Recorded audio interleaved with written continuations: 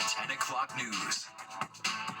Well, it's being touted as a victory, a deal reached between Uber and Lyft in New York City to reduce the lockouts that drivers face on these popular ride-sharing apps. But the union representing those drivers is not celebrating. Yes, Fox 5's Teresa Priolo tells us the head of the union going so far as to call it a phony deal. The biggest issue now is job security. It used to be driving for Uber and Lyft was a solid side hustle or money-making gig, a dependable way to support your family.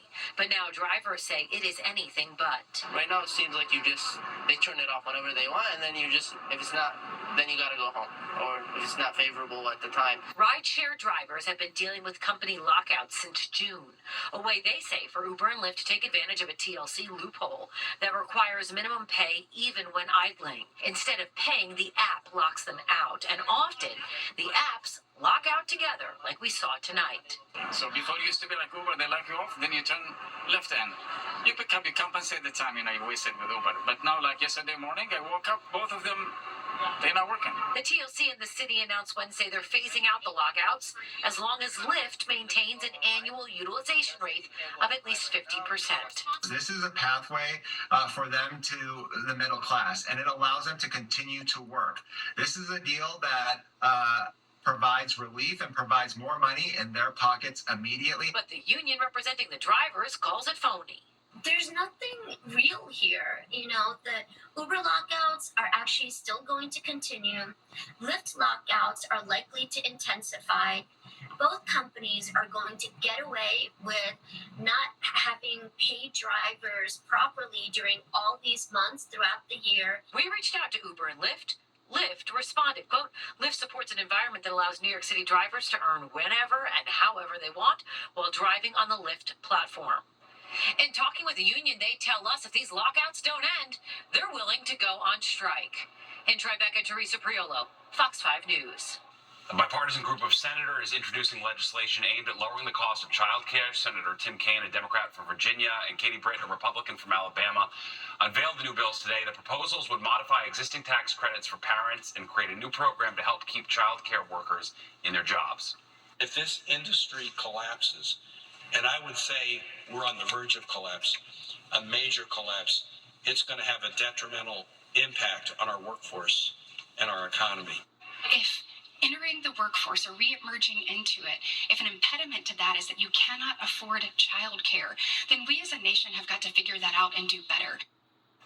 The senators say think they have enough support in the Senate, but it faces an uncertain future in the House because some Republicans are against paying for the legislation.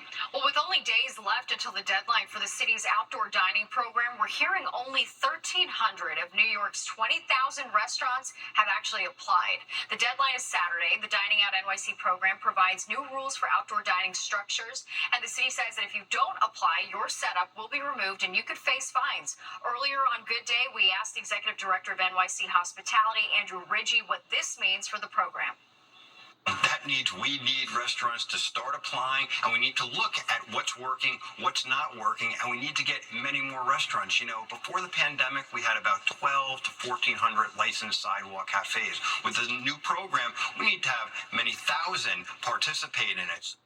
Well, for more information or if you'd like to apply, you can visit nyc.gov/diningout.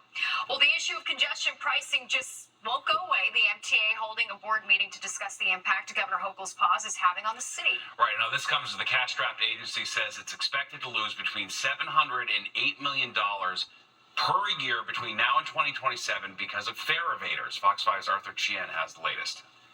If we have to raise more debt to keep things running, that's problematic. And if we don't do it through debt, then, ladies and gentlemen, the public will have to raise fares. The MTA Wednesday detailed the exact cost of Governor Hochul's decision to stop congestion pricing.